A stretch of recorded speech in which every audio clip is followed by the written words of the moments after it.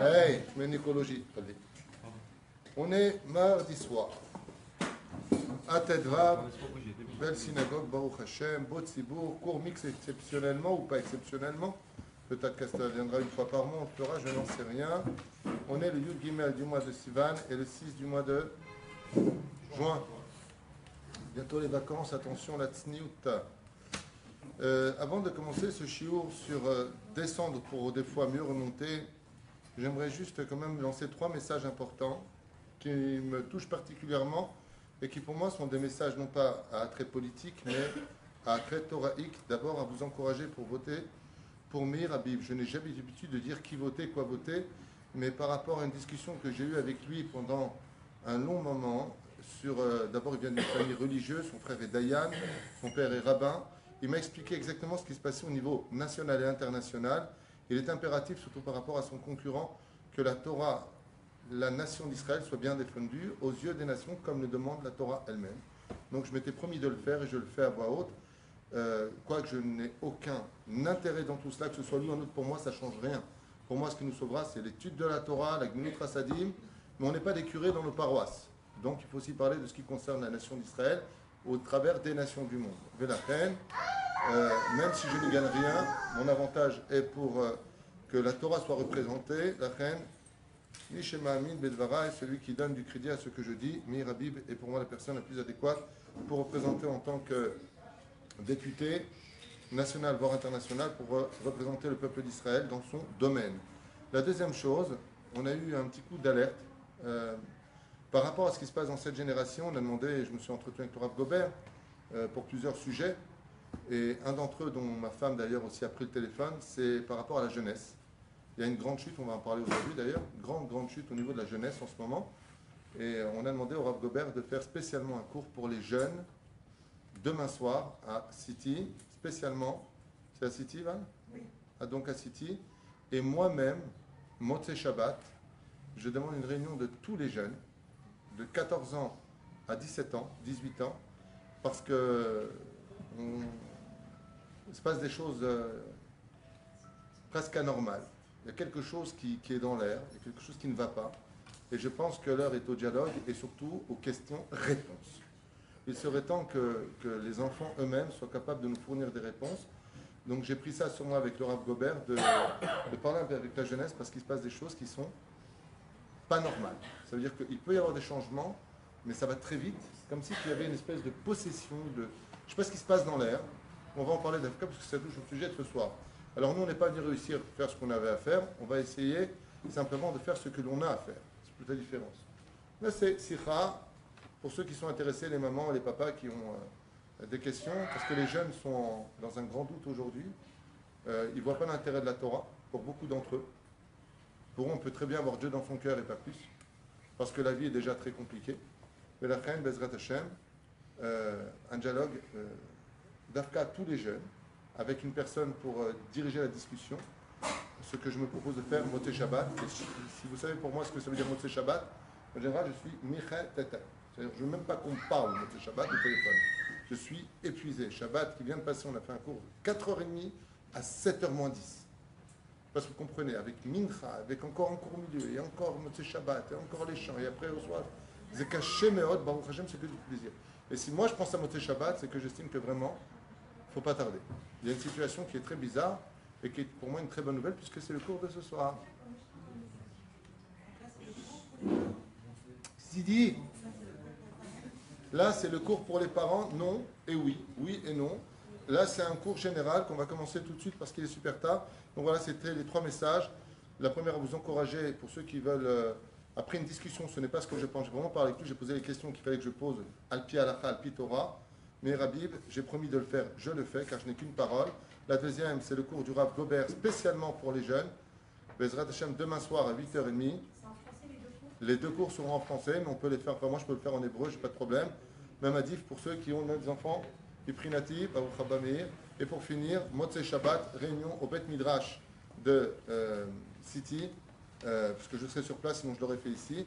Vous aurez, si Dieu veut, le Rav Gobert à Tedvav pour ce Shabbat, et son épouse, car elle a beaucoup de mérite.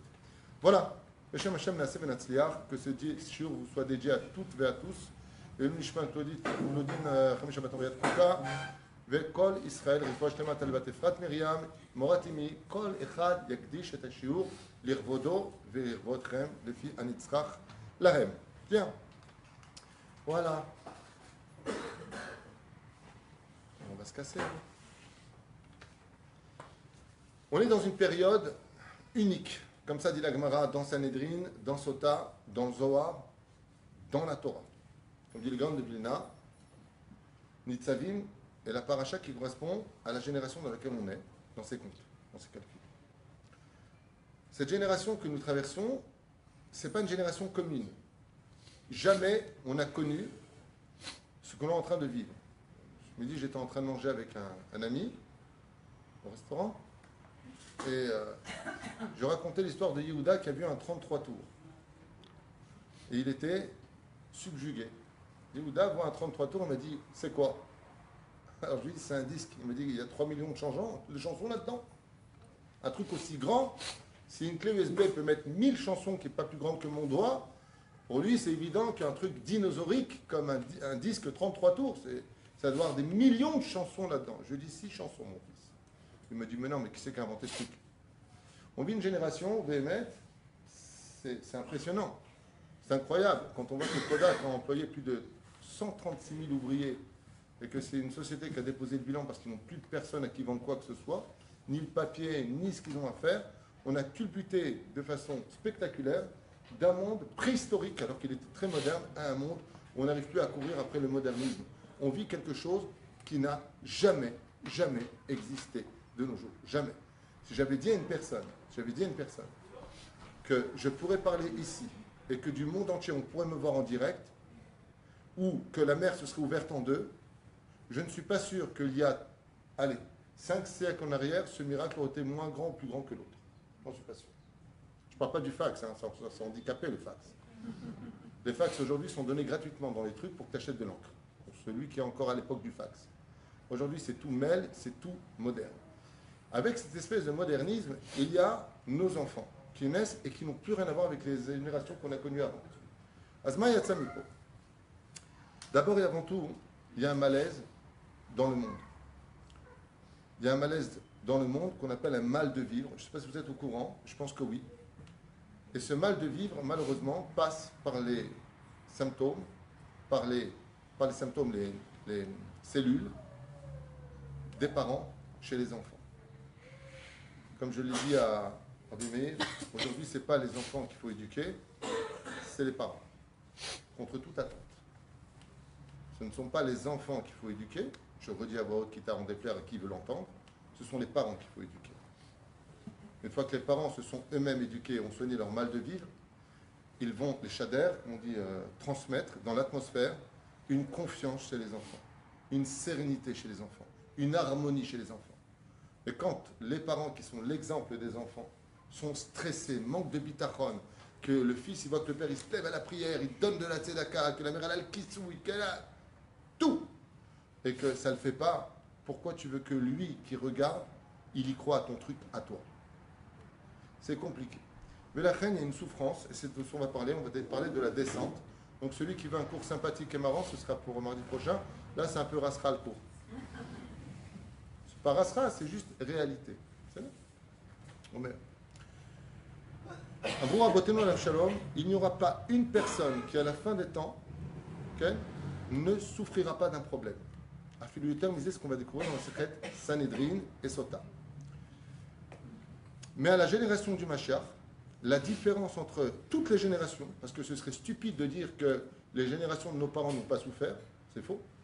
À l'époque de la Shoah, ils n'ont pas souffert. Qu'est-ce qu'on compare? À l'époque des Romains, on n'a pas souffert. Des Perses, des Yavans, de la Babylonie, on a toujours souffert. Alors, quelle différence il y a entre aujourd'hui et avant? Avant, on avait quelques problèmes. À la fin d'un temps, il y aura des problèmes partout. Finances, santé, éducation, shlom bayit, relations, famille.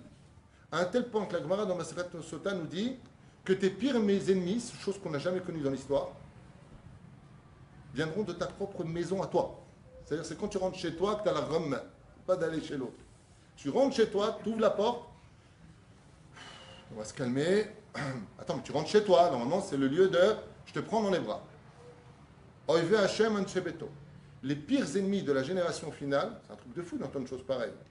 Avant, tu avais des problèmes, même quand j'étais jeune. Bon, famille tunisienne, on se prend la famille tout de suite s'unissait. Brie contre Ber. Dans cette génération, c'est chez toi que viendra le problème, de ta propre maison. Les menaces viendront de ta propre maison. Les insultes, de ta propre maison. Les hurlements, pire. Les malédictions, de tes propres parents, ou de tes propres enfants, ou de ta propre sœur, ou de ton propre frère, dans tous les sens du terme. Tes pires ennemis, c'est ta maison. Tu rentres chez toi avec stratégie militaire. Quelqu'un dans le salon. Un truc de ouf. Il ne faut pas tout noircir, hein. Attention, on va expliquer que tout ça, c'est du bonheur. Ce qui paraît. Ce qui paraît, c'est du bonheur. Donc en dessous de la mezouza, mettez un casque quand vous rentrez chez vous. Kacham Ru Chazal, chez Bacharit Hayamim, Ador shel Mashiach, Yedor chez Kol HaBe'ayot Itlapshu Alehem. La Gemara, je vous dis la vérité, elle est plus dure que ça. Alors, la Gemara, elle dit dans Sanhedrin que juste avant que vienne le Mashiach, juste avant qu'il vienne, tu n'auras pas le temps de pleurer ce problème, que tu en auras un autre plus grand, tu oublieras le premier problème. Une fois que tu te tournes vers le deuxième problème, comme ça dit la Gemara dans Sanhedrin, je crois que c'est comme ça, ça dit Chet, Imanido Toa Moudalef, tu n'auras pas le temps de te soigner. Comment c'est marqué dans la Gemara? Je vous dis exactement ce qui est marqué. Tu n'auras pas eu le temps de soigner la griffe du lion que tu seras déjà mordu au cou par un serpent. Tu n'auras pas eu le temps de te soigner de la morsure du serpent que tu auras pris une patte d'ours sur la tête. Tu n'auras pas eu le temps que tu auras un coup d'œil. Tu auras un truc de fou. C'est-à-dire que la Gemara, pourquoi? C'est ce qu'on va étudier. Pourquoi? Allège, maître du monde, si tu nous aimes, donne les numéros du loto. Après on s'arrête. Non. Kadosh Baruch Hu, il veut, je lui ai caché. Lama. Pourquoi Hachem, il va accélérer des situations jamais connues? On va descendre, chuter spirituellement, car même le monde de la Torah va basculer. De tout temps, chaque tzaddik a engendré un tzaddik. Qui était le fils de Yaakov? Il en a eu 12. Qui était le fils du Rav Untel? Le Rav Untel. Comment s'appelle le fils du Rav Mordechai Eliyahu? Il en a. Comment il s'appelle? Sidi? Connais pas. Il existe. Il est même grand rabbin de, je crois, de Tibériade. Asfat, pardon. Mais comment il s'appelle? Pourquoi ça sort pas vite? Bon, allez, hein, le fils du Rav Shach. Il a.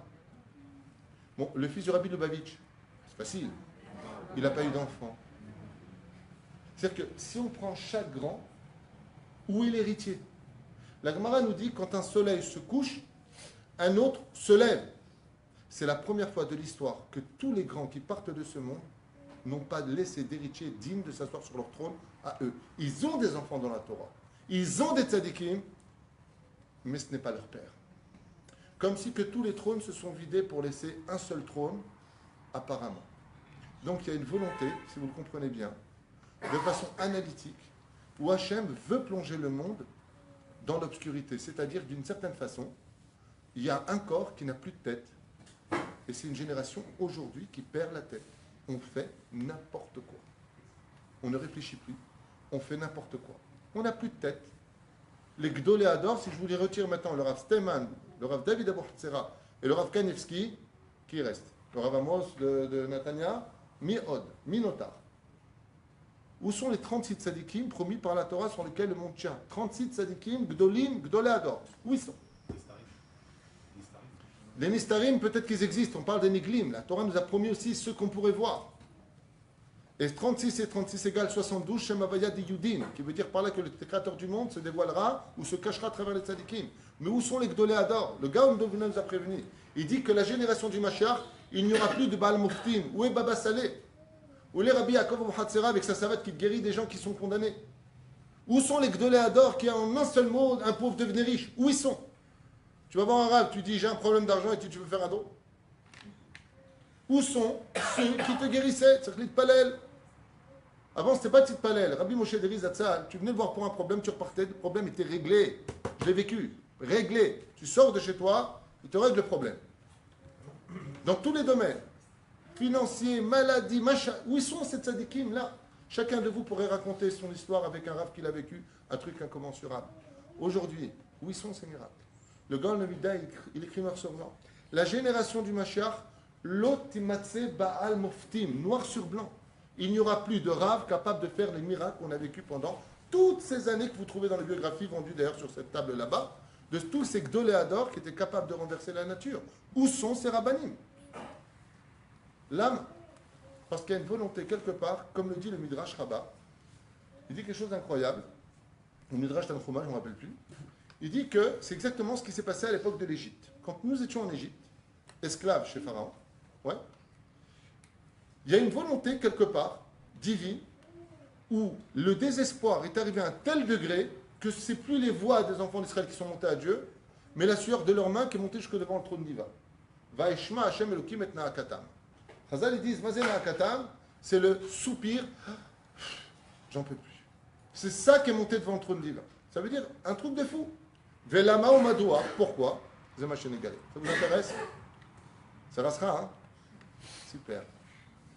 Quand on veut guérir d'une chose, demandez au médecin ici présent, ou à la médecin ici présente. Ouais. Si tu viens, tu dis, t'as mal où? T'as mal où? T'as mal où? Il te dit, je sais pas. Qu'est-ce que tu fais? Ben vous reviendrez quand vous saurez, non? Si tu veux soigner un problème, c'est qu'il te manquait d'alave. Mais dans cette génération, ce qui se passe, c'est qu'on est tellement malade qu'on voit les défauts chez les autres. Quand le mec il va chez le médecin, il dit, docteur, j'ai mal là, j'ai mal là, j'ai mal là, j'ai mal là, j'ai mal là. Il lui a dit, monsieur, vous avez le doigt cassé. C'est votre doigt qui est cassé. C'est toi qui es mal, tu vois le mal partout. T'as jamais eu un fou qui t'a dit, ah tu as eu un fou qui t'a dit, j'ai mal là. Donc, Hachem voudra accélérer le remboursement en mettant les raisons pourquoi. Première raison, ce que je vous ai noté ici, c'est plusieurs références de livres. Azachen Nitkadem. Le Zohar HaKadosh nous dit que la Géoula est plus désirée par Dieu que par le peuple d'Israël lui-même. Ça veut dire que Dieu veut plus nous amener la Géoula que ce que nous on la demande réellement. Qu'est-ce qu'il va faire pour cela? Il va nous dégoûter de ce que l'on vit. Un ras-le-bol. Pour qu'on s'attache à quelque chose de plus grand que ce que l'on vit, qui est métro, boulot, dodo. Bon, il vient quand Mashiach là? Oui, monte Mashiach. Non, quand est-ce qu'il vient le Mashiach? On ne peut plus aller plus loin. Parce que tant que tu te suffis à ce que tu vis, tant que la vie, elle est monotone dans ta vie, que tu t'en sors, le Zohar HaKadosh nous dit, Rabotai, écoutez bien, que HaKadosh Baruch Hu voudra accélérer la Géoula. Donc il va accélérer quoi? Le clact. Il va accélérer la descente. Deuxième explication. HaKadosh Baruch Hu voudra accélérer le remboursement des dettes pour nous libérer. Pourquoi? Il est tsareno arabe. Je voudrais vous dire quelque chose d'un peu dur, mais j'y peux rien. Parashat Kitavo. Nous sommes à Parashat Kitavo, dans le livre de Devarim.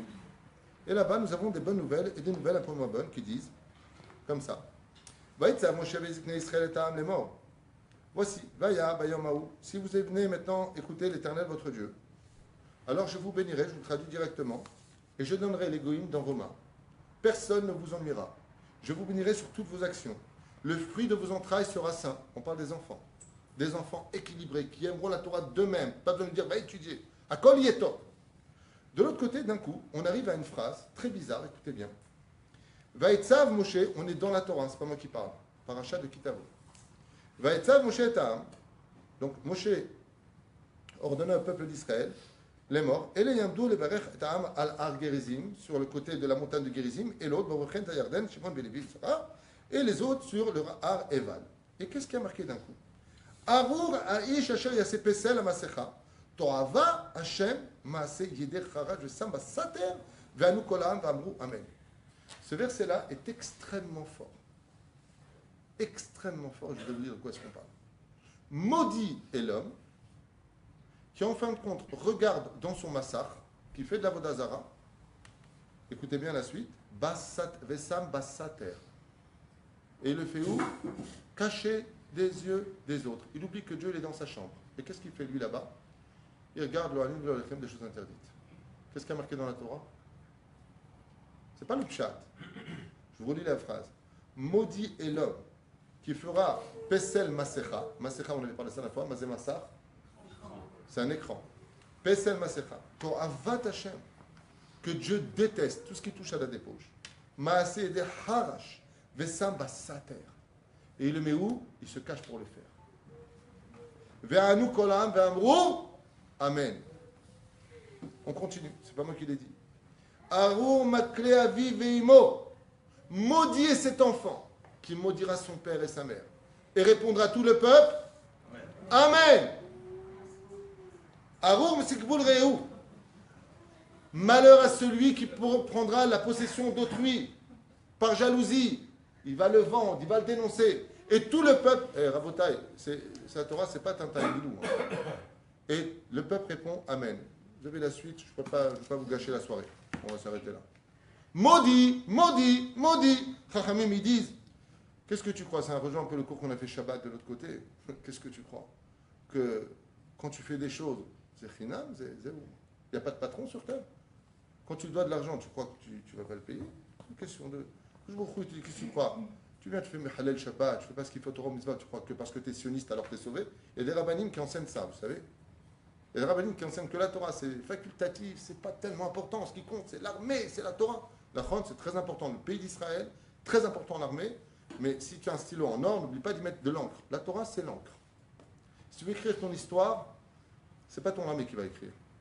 On n'a aucun souvenir d'un grand soldat juif qui n'était pas dans la Torah. Avec tout respect que je dois à tout le monde. Aucun. Si tu parles de Yoshua bin Nun, c'était le chef du Sanhédrin en pleine occasion. Le roi David, c'était le roi d'Israël. Ça veut dire que d'avoir le stylo, c'est très important. Je ne dénigre pas, mais il faut l'encre à l'intérieur.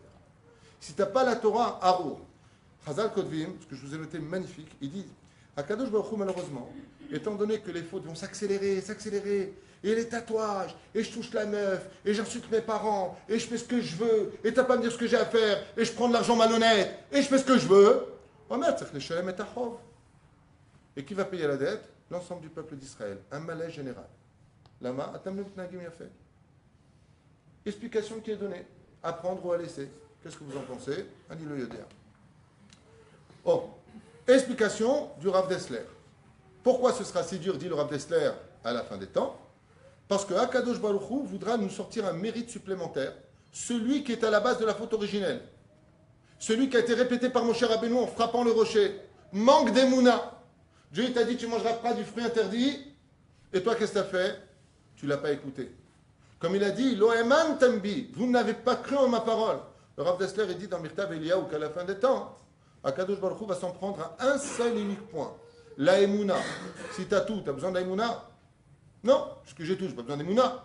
Mais si à la fin des temps, je me retrouve dans une situation où je ne comprends plus rien, j'ai l'impression d'être noir dans ma vie, tellement c'est tellement dur dans tout. Tout est un combat. Le travail, c'est un combat. Avec la femme, c'est un combat. Avec les enfants, c'est un combat. Avec la famille, c'est un combat. Avec moi-même, c'est un combat. Avec mon corps, c'est un combat. Avec mon âme, c'est un... Oh, combien de combats je vais avoir? Omer lecha, Rav Dessler, Ratza Kadosh Baruch Hu lifron et haimuna shebador hacharon. Je voudrais... C'est celui qui se permet de hurler là-bas. Je voudrais, il dit, Akadosh Baruch Hu rotse lenasot et haimuna. Vous allez faire tout ce qu'il faudra, et c'est ce qui se passe un peu aujourd'hui. Je vais mettre le kissou, je vais mettre la kippa, je vais venir à Shiurim. Hachem, je donne le maaser, je donne tout. Il dit, mais j'ai juste un problème, dit le Rav Dessler. Hachem, il te m'akked à la émouna. Est-ce que tu restes fidèle à moi ou pas? Je vais te retirer des choses. C'est que le mal d'avoir domé. Il y a un fils qui s'appelle Kikoublid, l'autre il s'appelle Mézienne. Meshamnah, c'est son nom. Kikoublid, comme il n'a rien à faire de lui, il lui donne tout. Et celui qui est superbe, qu'est-ce qu'il fait Hachem? Il le laisse attendre. Tiens, viens, toi, prends 1000 shekels. Tu as juste l'autre à côté. Il dit, attends, mais je suis un bâtard ou quoi? Moi, Dieu ne m'aime pas, mon père ne m'aime pas. Non, mais toi, tu restes près de moi. Parce que tout ce qui est à moi va passer chez toi. Donc là, je lui donne la monnaie. C'est ce qu'on voit de nos yeux. Des gens qui ne font pas Torah ou Mitzvot, ils prennent plein de choses, on ne comprend rien. La fille, elle est Shemishmor Virachem, elle a un super mari. Les enfants, c'est le blond. Tout est super.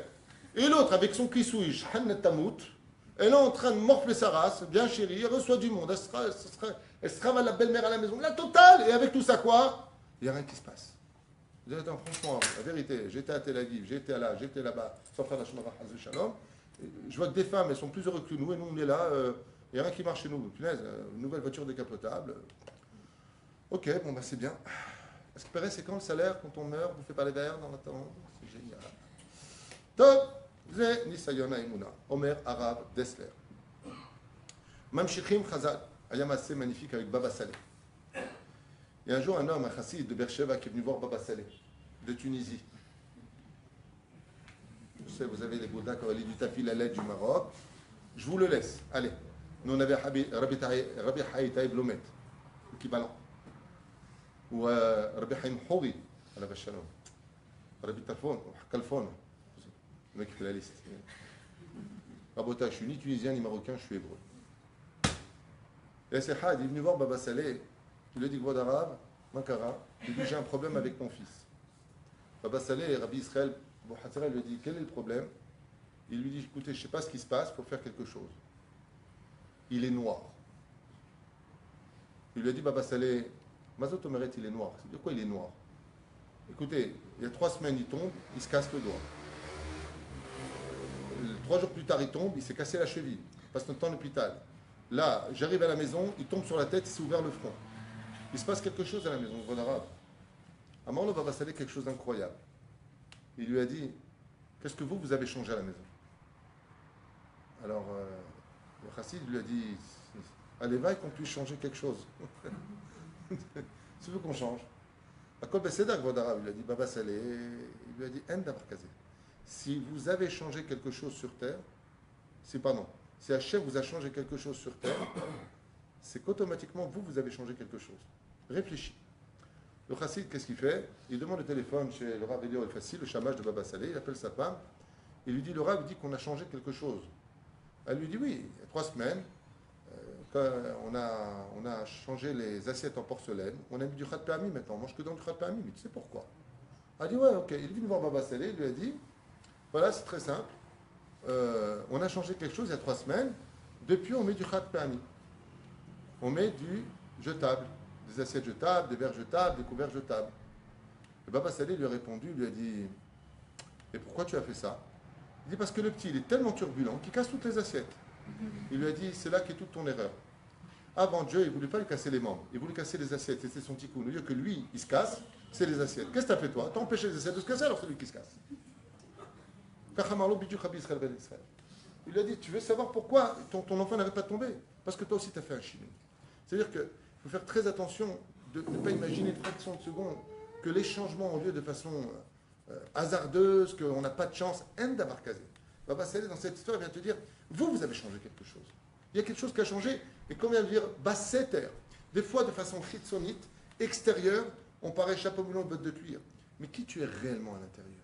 Ça, il n'y a que Dieu qui le sait. 7e Teilim, 10e verset. Hachem bochen levakayot. Lo alenu velo alechem, balaf echad Israël. Que Dieu nous protège. Une histoire qui m'a été racontée à côté de ma femme, que Dieu bénisse son mari, tout à l'heure. Tout à l'heure. Ça fait 120 fois que je dis, je fais ce que je veux. Une femme m'appelle d'un pays, pas d'Israël, et me dit, voilà, il y a un couple, une femme extraordinaire, je n'ai jamais entendu, moi, je dis la vérité, c'est unique d'entendre une chose pareille. Je dis, vous n'êtes pas tunisienne, parce que nous, on aurait tué la bouche ouverte et puis en éventail sur le pays. Elle reçoit un courrier de la CIA, comme quoi qu'elle doit payer je ne sais pas combien de millions, de trilliards, de je ne sais pas quoi. Pourquoi? Parce qu'un malfaiteur, un usurpateur d'identité a pris son nom. Et il a acheté une villa, il a acheté des voitures, avec sa carte d'identité. Hein? Donc ils savent qui c'est. Et le mec en plus il est blata. Il vient avec sa redingote, chapeau melon et bottes de cuir, il lui dit, il tape à la porte, il dit, ouais, je sais, vous êtes un homme de chesed, il ne faut pas me vendre. Je ne sais pas si vous comprenez de quoi je parle. Le mec, c'est un ménouval, usurpateur d'identité, qui prend le nom d'une personne, qui lui met une tonne de dettes sur son nom, ce qui est extrêmement grave aux États-Unis, et il vient avec le chapeau et la barbe en disant, Michel Berah, abotez-nous, il ne faut pas faire des choses comme ça, faut pas... Akadosh Baruch Hu, il fait très attention. Ce n'est pas l'extériorité, c'est l'intériorité. Ce n'est pas parce qu'on a ça, ou les péotes qu'on est parfait. Tu vas te calmer, oui. Ah bah de l'autre côté, ça aide. Les mains d'Avardomé, je voudrais te poser une question. Imagine une chaumière, la Warik. Même la petite maison dans la prairie, elle est plus belle. Tu vois un peu la maison? La warik, la maison. Mais dedans, c'est un palace. C'est-à-dire? Quel exemple? Si la rabbinite, elle oublie son téléphone. Génial. Quel exemple? Une fois, il y a une femme comme ça qui vient au cours et elle nous sort une musique, je suis tombé en arrière. Non, rien de rien. La musique de son téléphone. Non, je ne regrette rien, c'était un cours. C'était vous. C'est vous, elle est là. Vous vous rappelez? C'était un cours pendant le mois des Louls sur la Teshuvah. Et je dis, la première chose, regretter ses fautes. Son téléphone, il sonne. Non, rien de rien. Non, je ne regrette rien. Elle est là, c'est la dame là-bas. Vous voyez, comme quoi je mens pas. Hein. Elle est là. La reine Amar, pour la maison, une maison qui est très très moche d'extérieur, mais tu rentres dedans, c'est un palace. Tu chaval à la baït. Tu peux laisser tomber cette maison parce que l'extérieur est très moche. C'est-à-dire, tu vois les Tama 38, pour qu'il l'ait, il faut qu'il soigne tout l'extérieur. Pas l'intérieur, surtout l'extérieur, pour que ça prenne de la valeur. Parce que le plaisir des yeux, c'est 50% de la consommation du plaisir total. Velachen, quand tu as la personnalité de quelqu'un de bien, tu n'as que 50%. Ce qu'il faut, c'est Toho Kevaro. Que la beauté intérieure ressemble à la beauté extérieure. Donc d'avoir le chapeau, d'avoir la barbe, et si possible des périodes pour celui qui s'ennuie, Inematov ou Manaïm, ce n'est pas mal. Nous, les Sfaradim, on ne prend pas de période, celui qui veut les porter, il les porte. Zéou, Zéania. Maintenant, pourquoi tout ça? J'ai donné un très beau machal à mon épouse, et je lui ai dit, parce qu'elle me parlait des souffrances, on ne nous appelle pas pour des bonnes nouvelles en général, c'est pas, mes enfants sont super, ma femme est une bombe atomique, j'ai gagné le loto, combien je te fais pour le mois, pour la prime. C'est jamais pour ça qu'on nous appelle, j'aimerais bien, mais c'est pas pour ça.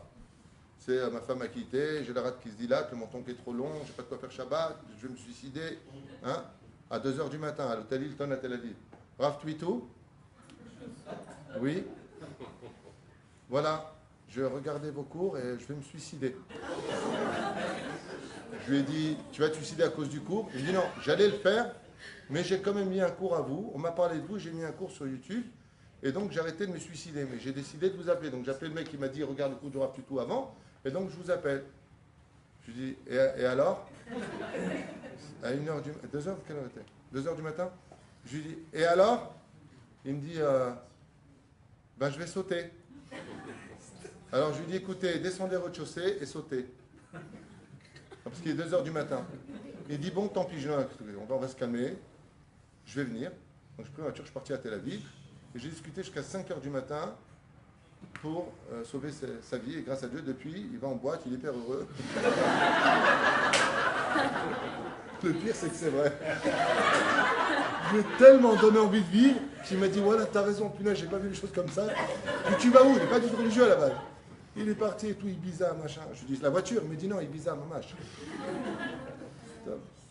Alors j'ai donné un très beau machal à ma femme, qui m'a dit, avec les larmes aux yeux, et c'est pour ça qu'on avait choisi de faire ce cours, à cause de cette image que je lui ai donnée dans ma cuisine. Elle m'a dit, mais pourquoi tellement de souffrance? Pourquoi? Alors je lui ai dit, dis-moi, une question. Valérie, à quel moment on crie tous Mazel Tov, mais avant de crier Mazel Tov et de faire une belle surprise et que tout le monde retrouve le sourire comme personne ne les a vus avant, on éteint les lumières. Personne ne voit rien. On exige le silence. On fait chut, chut, t'es où? T'es? Oh, t'as aucune raison d'éteindre les lumières. Si. C'est le jour de.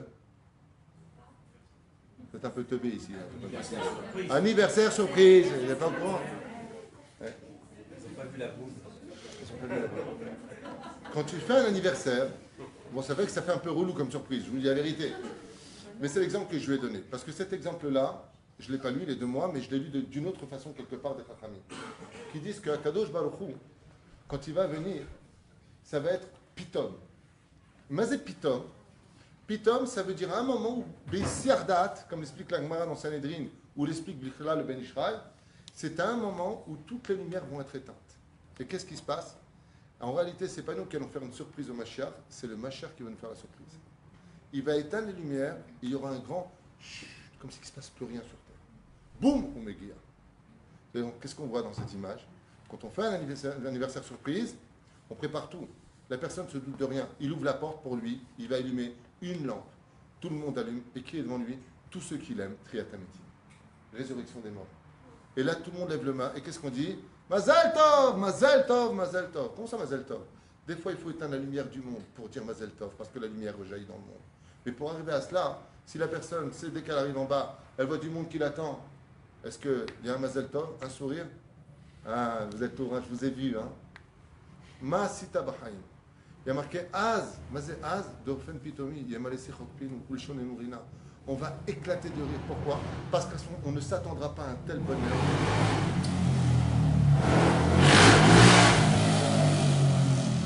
J'ai plus rapide que ça. Il y a un bonheur qui va exploser dans le monde auquel le peuple d'Israël ne s'attendra pas.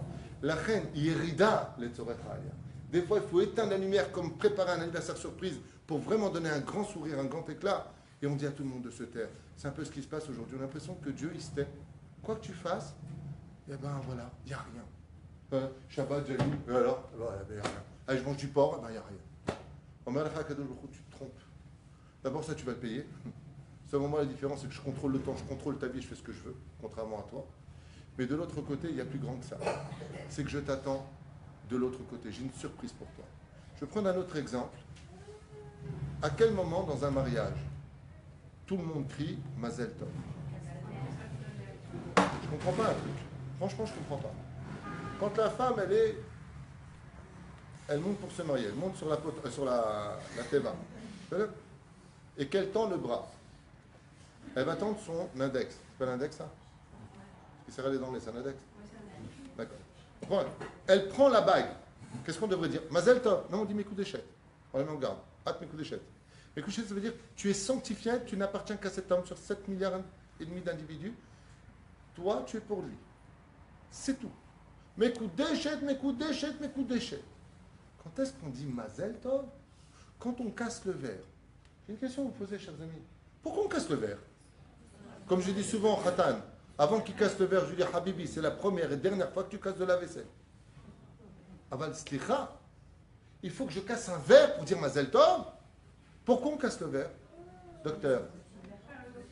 En souvenir de Jérusalem, parce que Dieu n'a pas de maison.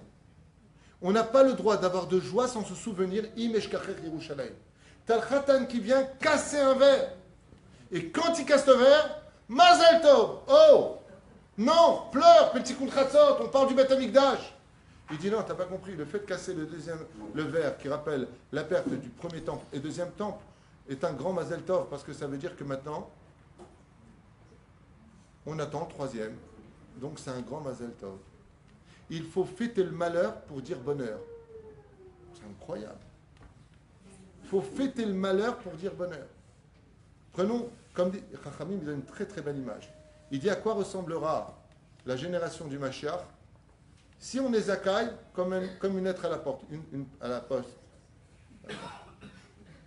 La femme, quand elle va accoucher, ça peut se passer rapidement ou ça peut se passer difficilement. Ça dépendra de son mérite. Comme ça. Aujourd'hui, le mérite est grand puisqu'il y a la péridurale qui prouve qu'on est arrivé à la fin des temps. On n'a plus besoin de souffrir. Avant, les Chachamim, ils disent, quand une femme, elle accouche, pendant qu'elle hurle et qu'elle maudit son mari, qu'est-ce que tu m'as fait? Ouais. Et en plus de ça, elle est verte, comme la femme de Shrek, et elle pousse. Tout le monde est heureux.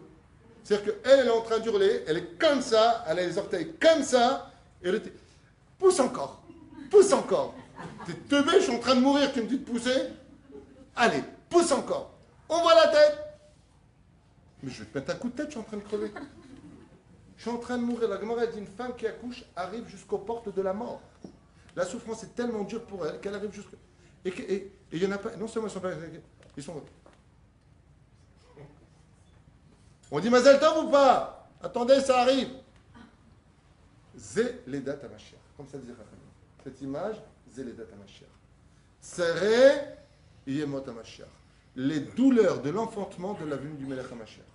La meuf, elle est en train d'hurler sa race, et tout le monde dit, ah, il est né, moufton. Dire, toi, on n'en a rien à faire. Comme si c'était naturel d'hurler, de souffrir pour mettre au monde, et que personne ne tenait compte d'elle, sauf une personne. La femme. Le pire, c'est qu'elles sont sadomaso. Elles recommencent à retomber enceintes. Elles sont folles. Tiens, elle est en train d'hurler. Ouais, elle est en train d'hurler, j'ai mal, c'est dur. Et les aigreurs, le ventre, 20 kilos par cuisse. Et avec tout ça, elle retombe enceinte. Bon, arrête maintenant tes bêtises. Non, elle retombe enceinte. Et à chaque fois, j'étais mal, je me suis évanoui, j'ai perdu les os. Makara, je sais que cette souffrance, c'est une hérida, les tzorechalia. Je sais que maintenant je vais descendre, parce qu'il y a une vie qui va sortir de ce malheur. Je sais que ça va être dur, mais je vais donner la vie. Ça va donner la vie. On avance. Le Midrash nous dit, pourquoi est-ce que Akadosh Baruch Hu, il a descendu la génération de la sortie d'Égypte dans une telle obscurité, où les démons étaient palpables dans cette génération? Tout simplement, car si on n'était pas descendu dans l'obscurité, on n'aurait jamais apprécié la lumière de la libération. Ça veut dire quoi? Imaginez que Mashiach arrive à Bnei Brak. Il y a marqué dans la Gemara, pas du tout. Le marcha, il est cholek sur ce que tu dis. Si Mashiach, il vient dans une génération, ce que je vous dis, je l'ai lu dans le Midrash blanc sur blanc. S'il était venu dans une génération, il n'aurait même pas pu expliquer le début de sa Torah qu'il aurait été Mechulak. Quoi là?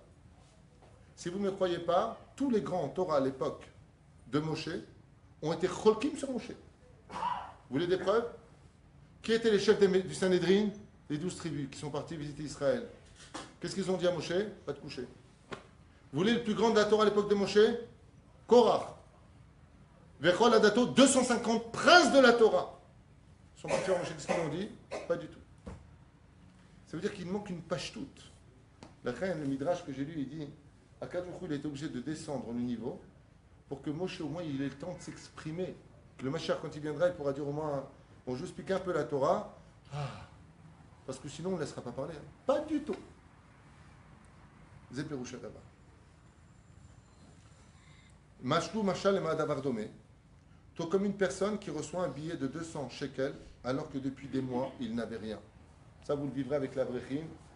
Quand vous donnez 200 shekels, en plus de leur paye à un avrer, c'est l'équivalent d'un auto pour nous. Il faut voir la joie qu'ils ont. Le pire, c'est pas ça, c'est qu'ils me racontent. Je suis parti avec mes enfants, je suis sorti avec eux, j'ai sorti ma femme, on est parti manger un falafel. On a pris chacun une demi-portion de falafel. Putain, tu me dis un truc pareil, je rentre dans un dikaon, je serais triste. Il faut voir le sourire qu'ils ont eu, là-bas. Parce que 200 shekels à leur niveau, comme ils vivent eux, leur situation financière, c'est énorme. C'est ce que veut Hachem. Il dit, pourquoi la génération sera médarderet? Parce que si tu es en haut de l'échelle, en bas, tu descends. Il dit à l'image d'un pauvre qui n'a tellement rien que le jour où il prendra 200 shekels, ce sera simcha. Il dit la Géoula, ce ne sera pas 200 shekels, ce sera 2 millions de shekels. Imagine un petit peu quel effet ça aura l'un comme l'autre. On avance.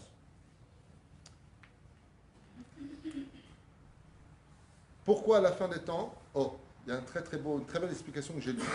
Là, on viendra, c'est l'explication du Hari Akadosh. Ça vous intéresse? Le Hari Akadosh, il dit, à la fin des temps, B'Siata Ishmaïa, le Créateur du monde va réincarner tous ceux qui ont le plus de dettes dans le monde d'en haut. Ça veut dire tous autant qu'on est. On est tous des réincarnations de gens qui avons totalement déliré avant. Velachen, il y a un très beau machal qui a été donné à propos de ce qu'a écrit lui-même le Ramchal. Vous savez que le Ramchal, à la Vachalom, était un homme qui a été refoulé par tout le monde. Tous les rabbanim, il a été destitué, le Ramchal, je parle de Rabbi Chaim Sheutzato, les rabbanim d'Europe lui ont retiré le titre de Rav. Vous voulez pire que ça? Ils lui ont interdit au Ramchal d'enseigner la Torah. À un moment, il a dit, bon, je peux écrire un livre de Moussar. Ils lui ont dit, Moussar, allez, d'accord. Il a écrit 2 livres de Moussar, très connus. Mesilat Yesharim et Derech Hashem, Salpi Kabbalah. Il a écrit un 2e livre de Moussar qui s'appelle Orchot Tzadikim. Orchot Tzadikim, selon les Edout, c'est lui, il n'y a pas de nom là-bas. Pourquoi il n'a pas mis son nom? Pour ne pas qu'on lui raye son livre. Orchot Tzadikim, qui est le livre de Moussar. Maintenant, où est-ce qu'il est enterré, lui? Il est mort il y a 300 ans, Ramchal. Il est enterré à Tibériade à côté de qui? Juste à 3 mètres de Rabbi Akiva.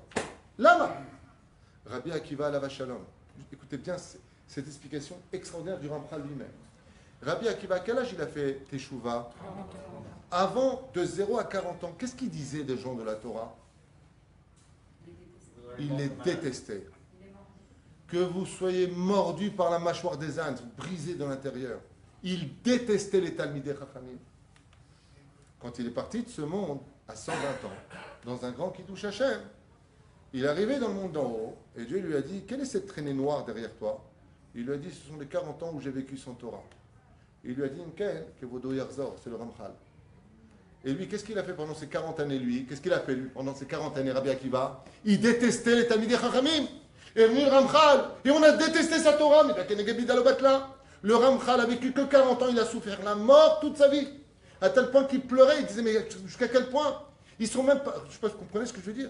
Le Ramchal était d'un tel niveau qu'il appelait les plus grands de sa génération les Améharetz. Il dit, ce sont des bourgs Améharetz. Il parlait des Gdoléador. Vous ne comprenez rien à la Torah, il leur disait. Et c'est eux qui le critiquaient. Pourquoi Dieu fait une telle injustice? Non, il ne fait aucune injustice. Toi, qu'est-ce que tu as fait, Rabbi Akiva, pendant 40 ans de ta vie? Tu as critiqué ceux qui étudiaient la Torah. Alors tu vas revenir maintenant enseigner une Torah digne de Rabbi Akiva. Seulement toute ta Torah va être brûlée, contrariée, contredite et jetée. Et on t'empêchera d'enseigner la Torah. Tout comme toi, tu faisais du bruit quand ceux qui venaient étudier la Torah, tu dis, ah, ça va, Rabbanim, là, c'est bon. Zema Shamrou Chazal. À la fin des temps, cette génération, la fin des temps dont on parle, ce sont ceux qui sont et qui ont été les perturbateurs de tous ces qu'on dit le Hari Akadosh. Akadosh Baruch Hu leur donnera rendez-vous quand? À la fin des temps. D'où ce qu'on est en train de vivre. C'est pas Stam, une génération qui subit tout. C'est que comme on est la traînée de toute l'histoire qui nous a précédés, il faut que tous ces rendez-vous se rejoignent aujourd'hui. Donc c'est pas, moi j'ai mal à la jambe, toi tu as mal au ventre, l'autre il a mal à la tête. Non. C'est tout en même temps chez tout le monde, parce qu'on est venu faire un ramassage de toutes les générations qu'on a traversées dans tous les corps. Pourquoi? Que Déléis Daker, pour devenir pur. Comme on le voit avec le Ramchal, qui est enterré juste à 3 mètres de Rabbi Akiva, qui est de l'époque des Tamim. Quel rapport? Pourquoi lui, il est né à côté de l'autre? Il te dit parce qu'ils sont en réalité la continuité l'un de l'autre. Grâce au Ramchal, Rabbi Akiva a vécu 120 ans de Kedusha. Parce qu'il était l'autre. Encore une explication. Le combat du Etzadat Tovara. Arrête, la faute originelle de tous ces 6000 ans d'histoire est partie à propos de quoi? Du fait qu'on a été, Chazvé Shalom, consommer de la connaissance du bien et du mal. Dieu nous a rendu la connaissance du bien et du mal. Regardez ici ce que j'ai devant moi, un appareil qui m'enregistre et c'est appelle le symbole une pomme mâchée, une pomme qui a été croquée. D'où est-ce que ça vient ça? Comment un goy il a inventé, ou un juif peu importe, il a inventé une telle chose? Dans le ciel, on a voulu faire la symbolique, que le Etzada Tovara s'appelle le portable aujourd'hui. Et là-bas, tu peux sortir les meilleurs cours de Torah, le Dafayomi, des choses extraordinaires, même faire un shidour. Mais tu peux sortir aussi ton Guiné Geinam. Tu peux sortir ici la pire des choses. Et c'est dans ta main. C'est le fruit qui est dans ta main. Le portable, ce n'est pas quelque chose qu'on porte dans 2 mains. On le prend et on l'amène à la bouche pour parler exactement comme Ève a apporté le fruit dans sa main à son mari qui l'a consommé de la même façon. C'est le rendez-vous du Etz Hadat. Le portable a tout en lui. Je peux travailler avec, j'ai même plus besoin d'ordinateur. Aujourd'hui, les ordinateurs, 1900 chez quelqu'un, acheté un super beau, super bien, moderne. Mais personne n'en veut. Aujourd'hui, j'ai tout là-dedans. J'envoie mes mails avec mon portable. Et personne s'en mêle. C'est un peu lourd, mais c'est pas grave, c'est pour me réveiller. Il dit, donc, à partir de ce moment-là, quoi? Il dit, le Yetzerara, il était avec le Satan. Il chevauchait le Satan et le Yetzerara étaient ensemble. Il dit, à la fin des temps, quand on aura les portables, quand on arrivera à cette période, le Yetzerara yimshtolel exactement comme Adam face au serpent. Les tentations seront au summum de leur potentiel, comme on le vit aujourd'hui. Hachem veut que l'on reconnaisse qu'il n'y a que lui dans ce monde. Ça, c'est la Gemara dans Baba, non, dans Masechet Sota 49. À la fin des temps, Akadosh Baruch Hu voudra que les enfants d'Israël comprennent que il n'y a que lui. Donc quoi? Problème de santé avec tout le modernisme. Nous, où sont vos médecins? Nous, votre argent, il vous sauve. Nous, la sécurité vous sauve. Vous avez dit c'est votre armée, ça vous sauve. En attendant, couchez. Donne du terrain. Tu veux construire une maison? Prends l'autorisation. Lama! Machout Amrou, fait un peu chaud là, celui qui a éteint, je ne sais pas ce qu'il fait. Moi, je suis gentil, je veux bien enseigner, mais vous ne manquez pas d'air là. Amrou Pachout Meod, que Akadosh Baruch Hu à la fin des temps, Il fera tout pourquoi? Pour nous dire, je ne sais pas si vous comprenez, je te prendrai tout pour que tu ne puisses dire qu'une seule chose, quoi? En lanu leishaen, et là, alavinu shebasha vayim. Combien de fois on entend cette phrase de plus en plus? J'ai rendez-vous avec des mecs qui sont dans le boulot, qu'est-ce qu'ils me disent? Ah, j'en suis à un tel degré que là, il n'y a plus que Dieu. Tu as des problèmes de santé, ça ne va plus du tout. Les médecins ont dit, voilà, je suis handicapé à vie, il n'y a que Dieu maintenant pour me sauver. C'est la phrase qu'on entend le plus aujourd'hui. Les situations sont tellement graves, tellement de divorces, tellement de choses, que les gens te disent professionnellement, familial, éducation, c'est plus dans mes mains, c'est que Dieu. On n'a même plus envie d'aller voir des rabbinim, tellement on en a ras-le-bol. Omrim Chazal, En lanu leishaen, et là lavinu shebashamayim. Je vous ferai descendre pour que vous me retrouviez au plus haut degré en disant, il n'y a que Dieu. Il n'y a que Hachem. La reine, yesh po chisavon. Comme c'est marqué ici, nos femmes, nos enfants. Ah, une chose extraordinaire que je vais vous livrer là, qui est incroyable. C'est incroyable. Ce que vous allez entendre, c'est une des raisons pour laquelle, à la fin des temps, une situation où on va descendre pour remonter. Rien que pour écouter ça, ça vaut le coup. Ce sera la période de l'indépendance. Comme jamais dans l'histoire on l'a connue. L'indépendance. Qu'est-ce que c'est l'indépendance? L'indépendance, c'est quand on est capable de dire, stop, je peux me débrouiller tout seul. Je vais assumer ce que je suis, je fais des erreurs, je les assume. Je dois divorcer, je divorce. Tu veux plus me parler? On ne se parle plus. Papa, tu veux me voir? Toi, tu veux pas ceci? Je suis fait le knif. Ce sera l'époque de l'indépendance. Mais c'est l'indépendance. L'État d'Israël, Baruch Hashem, a fêté son indépendance au Danaël. Abad, il dit non, pas du tout. Adam Arishon, quand il a fauté, il a reçu des ordres de Dieu. Tu garderas, c'est-à-dire, et tu le travailleras. Les Shomra ou la Ovda. Il a été quoi? Dépendant d'un ordre divin. Qu'est-ce qu'il a fait à Kadosh Baruch Hu? Il lui a dit, maintenant tu es dépendant de moi. Ce qu'il n'a pas compris Adam Rishon, c'est que écouter Dieu, c'est devenir libre. Mais le Yetzirah, il lui a dit, écoutez Dieu, fais Nida, Shabbat, fais pas ça, mange pas ça, touche pas ça. Lâche-moi les baskets, tu me saoules, là, c'est bon, je fais ce que je veux. Omer, à la fin des temps, le Yetzirah poussera vers une indépendance. Parce qu'en réalité, l'indépendance, c'est la plus grande richesse qui existe au monde. À un tel point que qu'est-ce qu'on appelle le respect des parents? C'est quand tu es capable de dire à ton père et ta mère, ça y est, je gagne ma vie, je me débrouille, je peux m'en sortir. Il n'y a pas plus haut comme respect des parents. L'indépendance. Il dit comme ça, comme ça, ce sera la fin des temps. Même les femmes qui étaient donc Baali, mon mari, qui avaient la dépendance du mari, je dépends de mon mari, elles voudront devenir atzmaït, quitte à faire passer même leur carrière avant, ce qui est une maman, tes propres enfants. Elles deviendront atzmaït, indépendantes même du mari. Les enfants, regardez de quoi on parle, Valérie. Les enfants voudront devenir atzmaïm. Des enfants, maman, le mot maman sortait souvent quand on était petit. Papa, ça sortait souvent. Il dit à la fin des temps, je m'en vais. Au revoir mon fils. Tu viens faire le kidouche? Vas-y, commence. Oui, t'inquiète pas, je le referai. D'accord. Il dit, les enfants voudront le Ratzmaout. Ils retourneront face au Etzada'at comme Adam Arishon. Ça veut dire, selon la Kabbale, pourquoi est-ce qu'Adam Arishon il a fauté volontairement? Il dit tout simplement parce qu'il a voulu devenir Atzmaï, indépendant. Je vais fauter. Et si je reviens, je veux que ce soit de ma teshuva. Pas parce que tu me l'as demandé. Je veux que ce soit ma teshuva, de mon cœur à moi, je veux venir. Il dit, à la fin des temps, on va revenir exactement au même point. Chacun voudra devenir Atzmaï. Tu ne me tiens pas, hein? J'en ai rien à faire à ta maison, hein? Tu reprends tes affaires, hein? Tu sais, moi, hein? On veut être tous patrons. Et tu constateras que les gens qui ont été dit il y a longtemps, c'est une génération où tous les juifs voudront devenir patrons. Tu engages un mec dans ta boîte, 3 mois plus tard, il ouvre sa boîte. Tous patrons. Tous voudront être uniques, comme exactement le fut Adam Arishon, premier homme de l'histoire face à Dieu. Chacun voudra son indépendance et devenir unique, lui, vis-à-vis d'Hachem. C'est une génération qu'on n'a jamais connue. Je tourne la page, on n'en a plus que pour 5 minutes. Je viens de dire. Bon, alors. Là, je vous ai préparé quelque chose d'un peu spécial pour le cours. Je vais essayer d'aller très très très vite. C'est qu'il y en a, comment dire, à propos du personnage qui s'appelle Yov. si dans les 24 livres de la Bible, il y a un homme qui représente le mec qui morfe sa race, c'est Job.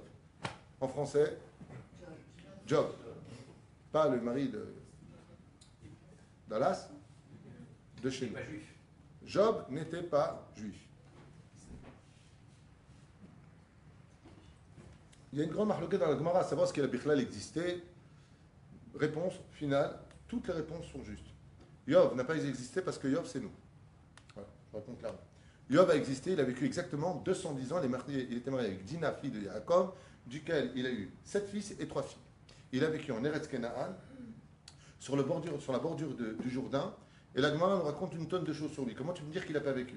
La Gemara répond et réplique. Job, c'est Avraham Avinu. Pourquoi Avraham Avinu? Par rapport au fait qu'il est venu compléter le manque d'Avraham Avinu. C'est un très bon sujet si on fait un jour le livre de Job, qui est très intéressant, la biographie de Job. Mais ce que je veux vous dire ici, c'est qui est Job? Job, c'est nous.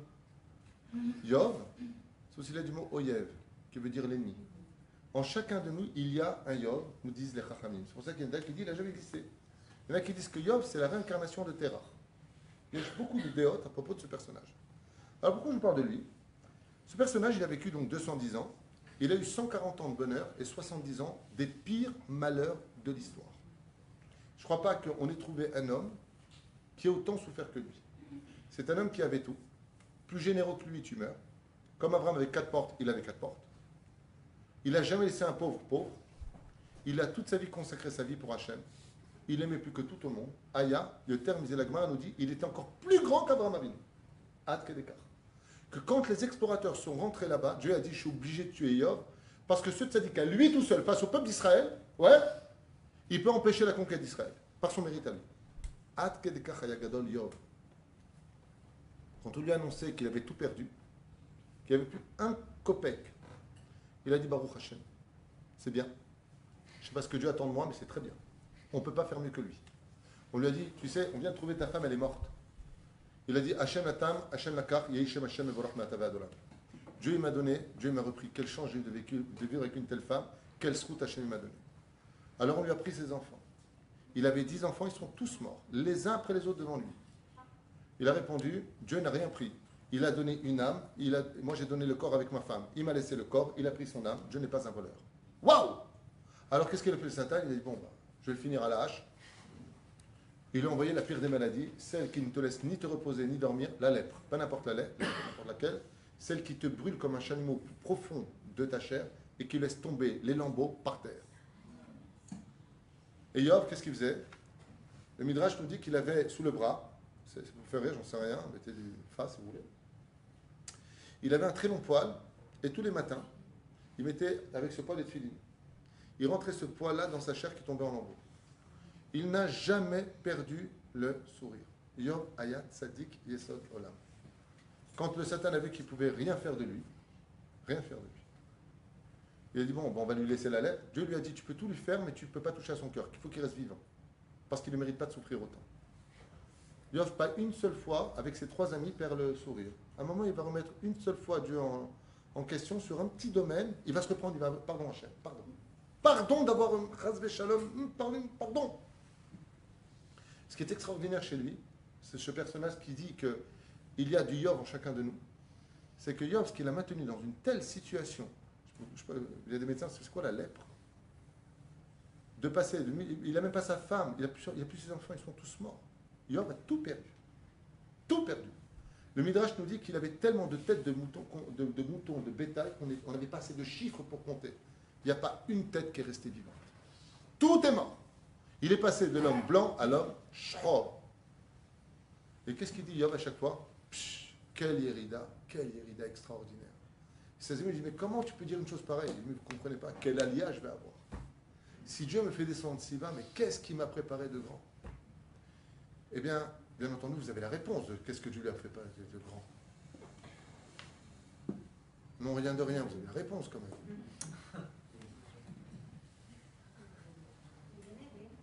Non, mais c'est la rigolade, le Gan Eden à côté. Mais c'est de la blague, le Chalek L'Olam Haba. Ouais!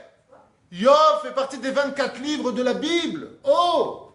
T'as un goy qui respecte les 7 manoachit, qui aime le Dieu d'Israël, qui veut pratiquer les mitzvot jusqu'aux limites qui lui sont données, il fait un chesed, son exemple, c'est Abraham Avinu, et il dit, mais vous ne vous rendez pas compte à ces trois amis, si Dieu me fait descendre si bas, mais vous ne vous rendez pas compte.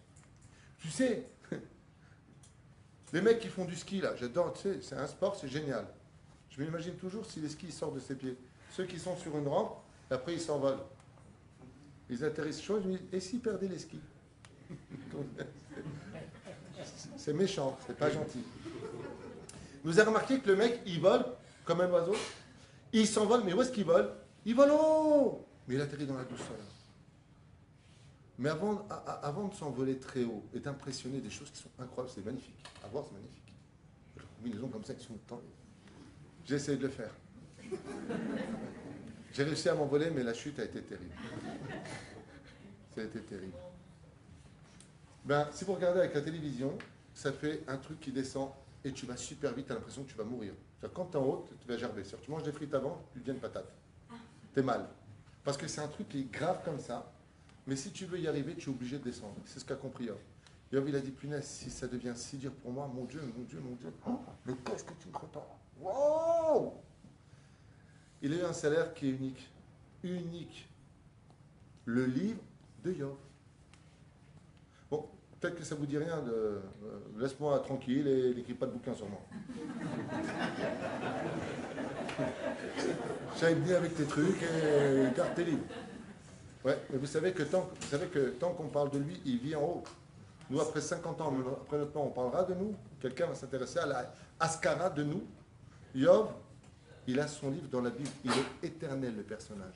Et il est tellement fort que tout le monde dans la Gemara dit non, il n'a jamais existé. Non, c'est chacun de nous. Mais non, c'est le Gilgul de Terah. Pas du tout. Yov, c'est le deuxième nom d'Abraham. Mais non, Yov, oh, lâche le morceau.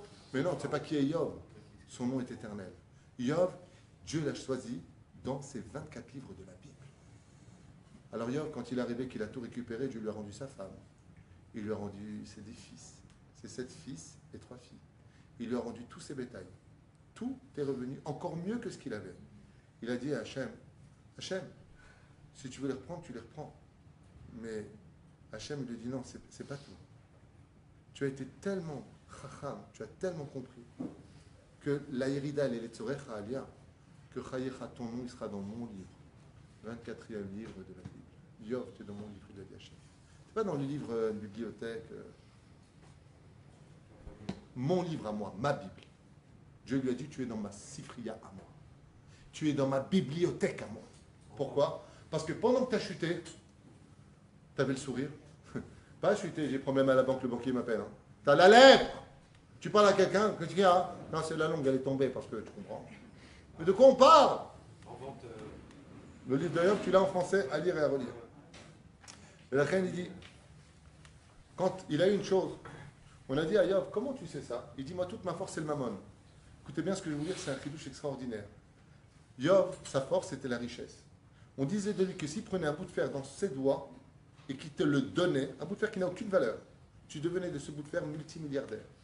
Kol mishaya lokach mi Yov, davar kol she'un ne'efach liot ashir muflag. Tout celui qui prenait un soupçon des mains de Yov, parce qu'il avait touché, il devenait multimilliardaire. Ça va jusque-là? Ouais. Yov, pourquoi? Parce qu'il avait la bracha d'Hachem. Mais qu'est-ce qu'il a dit, Yov? Il a donné un très bel enseignement. Un jour, il a réuni tous ses amis. Écoutez, ça, c'est magnifique. Je vous fais un petit extrait sur Yov, ce personnage qui a su descendre pour devenir Yov. Donc nous, en 2017, dans un Beth Midrash à Ashdod, on parle et on fait honneur. Écoutez bien ce qu'il a dit. Il a dit, vous regardez mon mammon. Mon mammon, en hébreu, ça veut dire quoi? Argent. C'est bizarre, pourquoi il n'a pas dit, vous regardez mon kesef? Il a dit, vous regardez mon mammon, et tout le monde avait les yeux sur son mammon, il était blindé de chez blindé le mec. D'accord? Il leur a dit, vous savez pourquoi Dieu l'a appelé Mammon? Alors ses élèves lui ont dit non.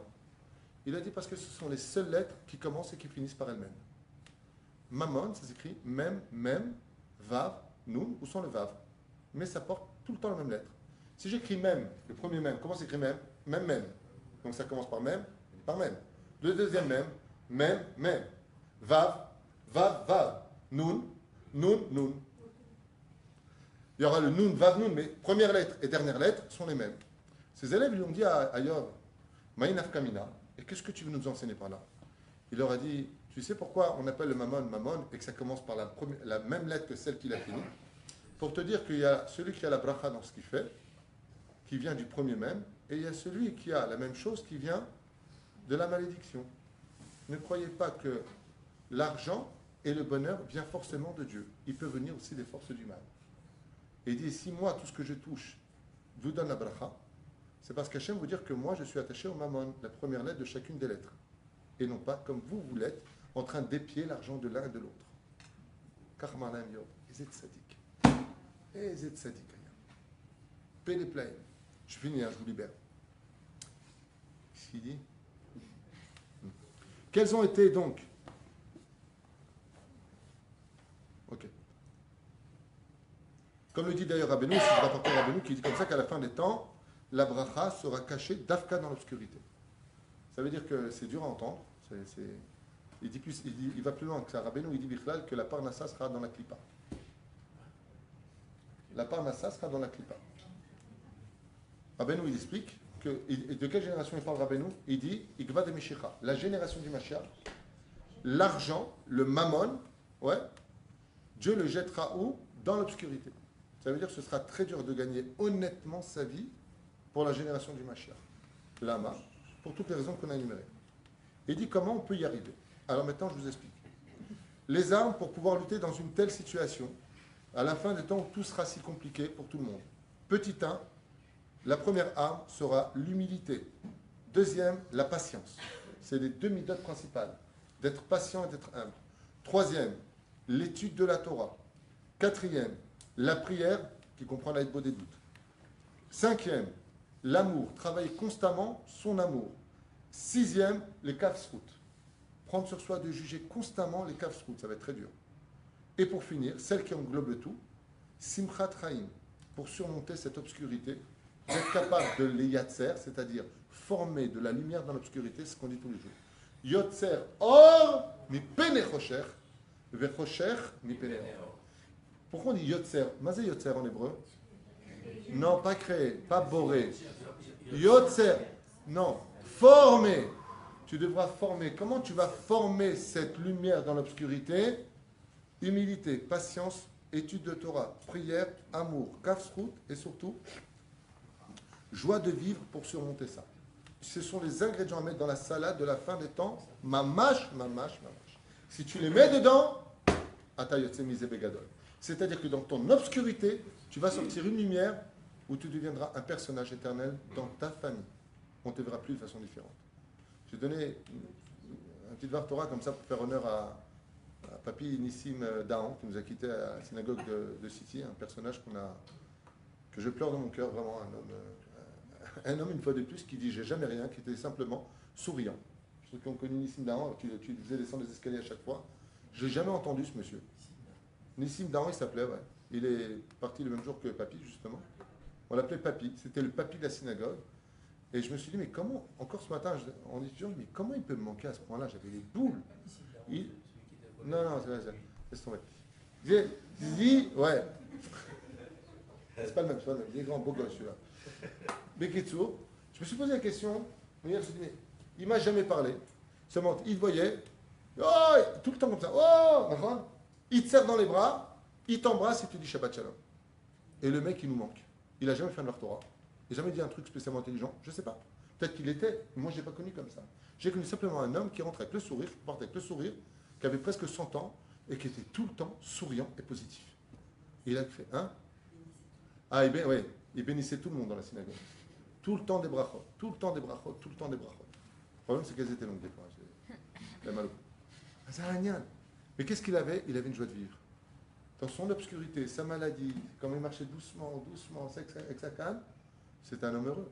Moi, j'ai rencontré plein de fois dans la rue, c'est pas que je le voyais, sourire. Comme si que le mec, il a gagné, je ne sais pas son gagné d'elle, et sa mère. Génération intelligente créera un petit peu le malheur de nos vies. Vous savez quelle différence il y a entre un homme intelligent et un homme bête? Tout simplement la notion du bonheur ou du malheur. Quand tu es intelligent, tu vis très malheureux. Quand tu es bête, tu vis très heureux. Alors une femme qui est très intelligente, elle voit son mari en train de draguer une femme. Il est mort. Une femme qui est bête. te rends compte, mon mari, il aime tout le monde. Il doit l'arranger, celle-là. Regarde, il la prend dans les bras. Elle doit être malheureuse, la pauvre. Teubé. Quand tu es bête, tu n'as jamais dû le faire.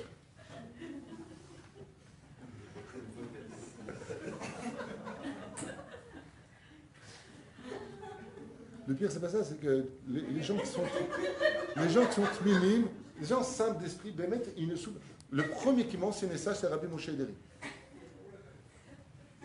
Un jour, il y a un mec, il devait de l'argent à la banque. Il était tam, il devait beaucoup d'argent à la banque. Mais il était simple d'esprit. Alors, on va à la banque comme ça et il ressort. Qui c'est qui le rattrape? Le banquier. Il dit, à l'époque, il devait rembourser 1000 shekels. À l'époque, on venait il y a 25 ans, 26 ans en arrière. C'était énorme. Et il lui a dit, eh ben, Henry, jamais. Il y a ces banques. Il a rigolé, là. Il dit, qu'est-ce que tu veux que je fasse une banque? Il dit, mettons à la banque à Poalim, Yerushalayim, à Netivot. Alors, on sort dehors comme ça, et je lui dis, mais vous dormez bien? Il m'a dit, Ken, oula. Il m'a dit, moi je dors bien, mais le banquier apparemment, regarde, il a une sale tête. Hein. Ah, on lui donne de l'argent, je lui rends, je ne suis pas un voleur, mais qu'est-ce que tu veux? J'ai pas. Comment ça, t'as pas? C'est la banque, c'est sérieux. Il m'a dit, je comprends rien, moi, j'ai signé le papier, il m'a dit, prends le crédit, j'ai pris le crédit. Le mec, il n'a pas du zère, il est bien. Tandis que nous, on serait comme ça, on devient... On n'a pas chute, mais le problème de la génération, pourquoi il y aura un malaise? Écoutez ça comme c'est beau. Lama tiye ogmat nimit. Pourquoi il y aura une marash rora? Parce que la génération du Dordéa, quand Moshe Rabbeinu est venu sortir les enfants d'Israël, comment on a été appelé dans le désert? Dordéa, la génération de la connaissance. Et ça nous a rendu heureux. Dans le désert, on n'a pas arrêté de se plaindre. On était content de rien. Et rien n'était bien. Rien n'était ce qu'il fallait. La manne, on en a marre. Le désert, on peut pleuvoir. Moshe Rabbeinu, Nidé, la reine. Pourquoi? Dordéa. Amrou Chazal, la génération du Mashiach, Dordéa. Une génération intelligente. Et qu'est-ce que ça va faire une génération intelligente? Un mal de vivre. Parce qu'on comprend tout très vite. C'est fini avec nos enfants. Tu sais que tu es né dans un chou? Le gosse, il a 6 ans, il dit, qu'est-ce que tu es lourd? Et toi, ça te fait rire. Tu sais qu'on t'a trouvé dans une... Qu'est-ce qu'on disait quand on était petit? C'est une cigogne qui t'a déposé. C'est le gosse, il t'appelle la police. Hein. Je sais pas, moi, quand j'étais gosse jusqu'à 9 ans, 10 ans, t'es pas au courant de ce qui se passait. Aujourd'hui, t'as le gosse de 3 ans, c'est... Papa, maman, on ne vous dérange pas, t'inquiète pas. Quoi? Je vous raconte une histoire, vrai ou faux? Un enfant de 3 ans, les parents dans la chambre, étaient invités. Le gosse, il dit, vous inquiétez pas, on fera pas de bruit, c'est bon. Je dis, de quoi tu parles, toi? Le gosse, il marche 3 ans et tout. Ça rend heureux? Ça rend pas heureux. Ça rend pas heureux si tu vis pas ton âge. Les enfants ne vivent pas leur âge, donc ils sont pas heureux. Les enfants n'ont pas le droit de faire de bêtises. Les enfants n'ont pas le droit de respirer. Les enfants n'ont pas le droit d'être compris. Ils doivent jouer les psychiatres. Aujourd'hui, quand les parents divorcent, les psychiatres, c'est les enfants. T'inquiète pas, papa, tu referas ta vie. De toute façon, maman, peut-être qu'elle aura pitié, elle te reprendra. Et des trucs de ouf. Les psychiatres sont devenus des enfants. D'ordéa. Chachamim me disent, une génération intelligente souffre parce qu'elle comprend tout. Et si elle comprend tout, elle analyse tout et elle quitte la notion de tmimout. Donc, ceux qui sont intelligents, ils sont. Moi, ma grand-mère, que Dieu la bénisse, pendant des années, je croyais qu'elle s'appelait Michelch. Ma grand-mère, je vous promets, je croyais qu'elle s'appelait Mémé Michelch.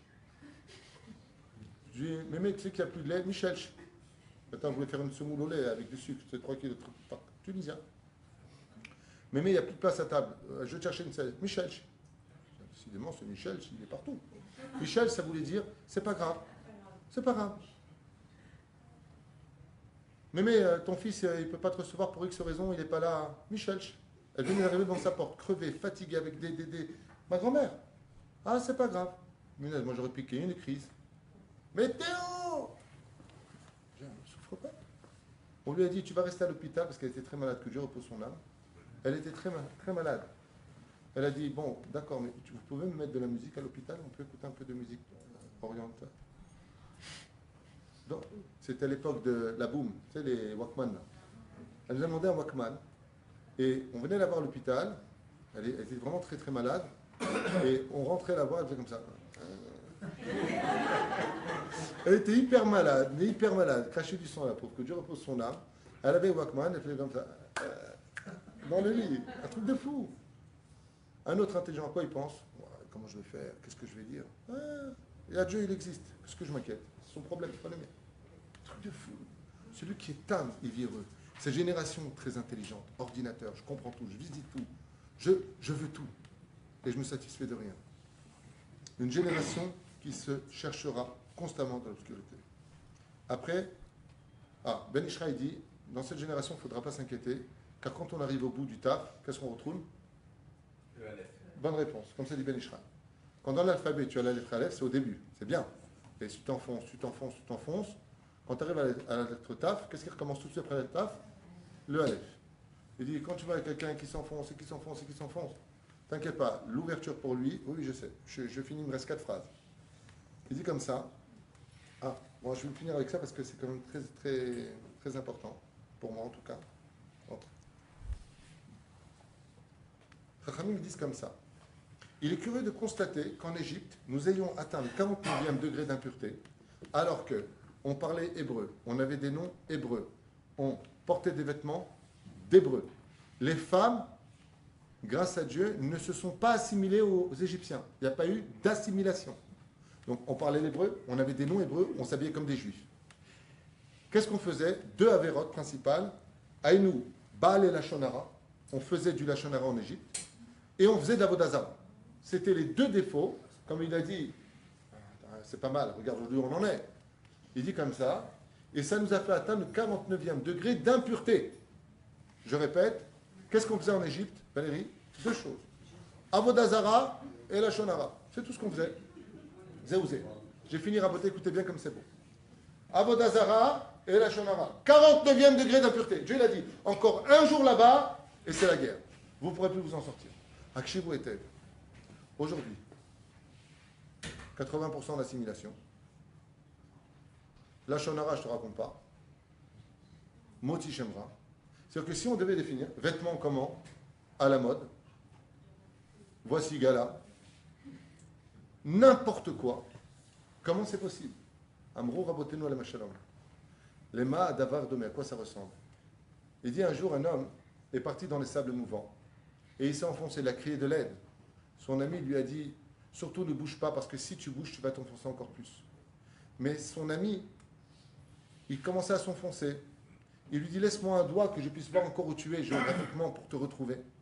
Et malheureusement, il n'a pas pu laisser son doigt et il s'est enfoncé et on n'a pas pu le retrouver. Alors Dieu, qu'est-ce qu'il a fait? Il a dû intervenir. Il a pris sa main, Bezroan et Touya, et il a sorti des sables mouvants. Il dit ça, c'était avant le don de la Torah. Deuxième cas de figure, il dit un ami a attaché avec une chaîne en acier à la ceinture son autre ami, qui malheureusement lui aussi était tombé dans les sables mouvants. Mais sans aucune inquiétude, il lui a dit, t'inquiète pas, même si tu rentres à l'intérieur, je ne sais pas où tu es, il me suffira de tirer sur la chaîne pour te sortir de là où tu es. Il dit, Chachamim, avant le don de la Torah, on n'était pas enchaîné à quelque chose pour savoir où on était géographiquement parlant. Ce qui fait que quand on était en Égypte, même si on était au 49e degré d'impureté, c'était encore plus dangereux qu'aujourd'hui. Parce qu'aujourd'hui, même si nos juifs, ils ont des tatouages, ils se sont assimilés, ils ne veulent pas faire Shabbat, ou ils ne veulent pas manger kasher, on est tous attachés à une chaîne. Et il suffit simplement de tirer la chaîne pour nous sortir des sables mouvants. En un seul coup de Torah, un livre, un chant, une parole, un rêve, une bonne nouvelle, une mauvaise nouvelle. 2 secondes, on fait tchouva. En 2 secondes, on peut faire tchouva. 2 secondes. De la reine, je finirai avec ça pour vous dire au revoir et bonsoir. Car ce soir est un grand soir. Même si on prenait des tonnes et des tonnes de boue pour couvrir un diamant, ce diamant n'en perdrait pas pour autant son éclat et toute sa valeur. C'est les Juifs de la fin des temps. Les Juifs de la génération du Mashiach, les Juifs de la génération du Mashiach, même si tu auras, toi, l'impression qu'on a des tonnes de boue sur nous, parce qu'on s'est assimilé, parce qu'on ne s'aime pas vraiment les uns les autres, parce qu'on est hargneux, parce qu'on est un peu orgueilleux, il dit c'est que de la boue. Mais le diamant qui est à l'intérieur n'a perdu aucun éclat. Mashiach vient, qu'est-ce qu'il fait? C'est ça. Voilà c'est quoi le peuple d'Israël. Un diamant qui brille, qui n'a jamais perdu sa fidélité à son Créateur. Juste qu'il a eu un peu de boue dans son histoire. Les Pérouche Shelam ou Bezrat Hashem, chez Bador Azé, dans cette génération, On est face à un défi sur notre émouna, c'est le sikoum, sur notre émouna, sur notre patience, sur notre humilité, sur notre remise en question. Parce que si on est en train de descendre si bas aujourd'hui, c'est parce que la Géoula est tellement haute qu'il faut aussi la mériter. Zéperouchada. Il ne faut pas avoir peur pour rien. Peur de rien du tout. Rabbi Nachman, il dit quelque chose d'extraordinaire. Il dit, quand tu vois que les soucis sont trop lourds pour toi, je t'en prie, jette-les sur moi. Il dit, Hachem, moi je peux tout porter. Ashlech alay et da'agotecha. Jette sur moi tes soucis. Mais de l'autre côté, fais attention. Va t'occuper de ma Torah. Va t'occuper de mon peuple. Va faire ce que toi tu as à faire. Fais pour moi et je ferai pour toi. J'ai sorti le livre de Rabbeinu, le Sefer Hamidot, qui est un livre que tout le monde devrait posséder chez lui. Tout le monde. Et je vous lis juste une phrase que je vous ai lue tout à l'heure à la synagogue. En osimles ena lemi sheyesh lo mesirut nefesh al kiddush Hashem. Celui qui veut remonter au-dessus de la nature et avoir des miracles, tout s'arrange dans sa vie. En osin nes, on ne fera pas de miracle dans le ciel si ce n'est que pour celui qui est prêt à donner sa vie pour le kiddush Hashem. C'est tout ce que je viens de vous dire. C'est-à-dire que tu es prêt aujourd'hui à travailler pour ton peuple, à créer, par exemple, tu viens en Israël, c'est dur, je ne suis pas venu pour moi, je ne suis pas venu pour ma famille, je suis venu pour ma nation. Je ne pense plus à moi. Mais Mesirut Nefesh al Kiddush Hashem veut dire je viens travailler maintenant pour Dieu, pas pour moi. Alors tu mériteras de sortir de tes problèmes financiers, de santé, de famille, la totale. Comme ça dit Rabbi Nachman. Tu veux un Nes? En Zochin. Il n'y aura pas de Nes si tu ne fais pas ça. Et Rabbeinu, ce qu'il a écrit, comme il le dit, le Melech HaMashiach utilisera ma Torah. Quand il a écrit le Sefer Hamidot, il ne parlait surtout pas de sa génération, il parlait de notre génération. La Torah de Rabbi Nachman, elle parle de cette génération plus que toutes les autres générations. Il est le médicament, lui, le Rabbi Lubavitch, mais lui particulièrement, pourquoi? Parce que sa Torah, elle est kolelette et kol la Torah. Et la reine, quand on veut penser les plaies de nos vies, je finirai avec cette phrase, chers amis, étudiez la chassidoute. Étudiez la chassidoute. C'est un pansement sur des plaies ouvertes. Ça ne veut pas dire qu'il ne faut pas étudier autre chose. Non, non, non. Moi, je suis le premier à le dire. Étudiez surtout le Tanar. Étudiez la Gemara. Celui qui étudie pas la Gemara, il bouquine. Il faut étudier la Gemara. Mishnah Brura, Tour, Shulchan Aruch. Mais il faut mettre des épices à tout ça. Sinon, c'est un peu aigre dans la bouche. Et les épices, c'est la Torah de Rabbeinu. Kol Tov. Hazak.